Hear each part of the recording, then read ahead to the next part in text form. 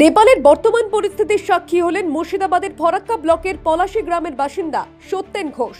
পেশায় তিনি গাড়ি চালক। চোখের চিকিৎসা করার জন্য ফরাক্কা ব্যারেজ আবাসন থেকে দুই ভাইকে নিয়ে নেপালে গিয়েছিলেন তিনি।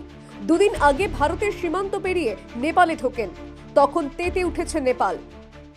গাড়ি চালক তো ব্যারেজ থেকে দুটো পেশেন্টকে নিয়ে গেছিলাম, দুই ভাইকে। তো এক ভাই দেখাবে, আরেক ভাই দুটো একজন লাগবে। দুই ভাই মিলে গেছে। কি চিকিৎসা হলে চোখের ডাক্তার থাকা।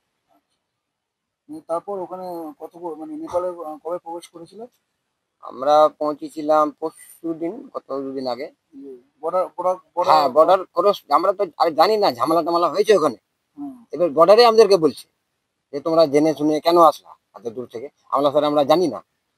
তো বলছে ঠিক আছে, যাচ্ছ যাও, কিন্তু বেশি দূর যাওয়া যাবে না।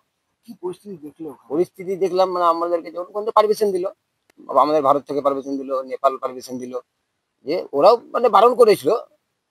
তারপরে আমরা গিয়ে যাই ডাক্তার কাছে। আবার আরবারে যখন আরেক জায়গায় চেকিং করার পর যে কারা জানা डॉक्टर देखा ना आपका, तो बोलता है नहीं इधर तो आप लोग का आना ठीक नहीं है ना, अभी तो इधर आप लोग को मालूम है इधर झमाला वमाला चलता है, तो देखो अगर जल्दी जल्दी हो गया तो डॉक्टर दिखा के निकल जाओ। জানালেন পানি ট্যাঙ্কি সীমানা দিয়ে বেশ খানিকটা ঢুকে গিয়েছিলেন ওই দেশে। দূর থেকে যখন দেখতে পান কাতারে কাতারে মানুষ এগিয়ে আসছে, সেই সময় পরিস্থিতি খারাপ বুঝে কোনো মতে গাড়ির মুখ ঘুরিয়ে নেন।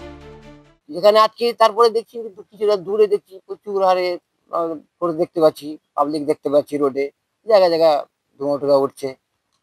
তারপরে দেখছি কিছু কিছু লোক গাড়ি ফাড়ি দেখে, আমাদের গাড়িটাই ছিল ওখানে, আদার্স কোনো গাড়ি কিন্তু ছিল না। আর দু চারটা গাড়ি রোডের সাইডে, ওদের লোকাল গাড়ি, নেপালের গাড়ি সাইডে লাগানো ছিল। আমাদের গাড়ি যখন দেখি রোড থেকে আসছে, ভারতীয় গাড়ি, হ্যাঁ বাইরের গাড়ি তো, এই গাড়ি এগুলো গাড়ি তো খুব কম চলে, স্করপিও। আমাদের গাড়ি দেখে কিছু কিছু লোক দেখছি এগিয়ে আসছে। তখনই আমাকে ওখানকার পুলিশরা বললো যে তুমি এইদিকে দিয়ে ঢুকে গিয়ে আগে গিয়ে দেখো হসপিটাল আছে, ওইদিকে গিয়ে তোমরা নেমে দেখো, পরিস্থিতি যদি ভালো হলো দেখাও, না হলে তোমরা বেরিয়ে যাও। যদি আমরা ভয়ে ওখান থেকে না দেখিয়ে আমরা কোনো রকম আবার ভারতের বর্ডারে দিকে এসেছি। তিনি জানান যে দুই ভাইকে নিয়ে তিনি গিয়েছিলেন, তাদের শিলিগুড়িতে নামিয়ে ফরাক্কায় ফিরে আসেন তিনি। মুর্শিদাবাদ থেকে মামিনুল ইসলামের রিপোর্ট, দ্য ওয়ার্ল্ড নিউজ।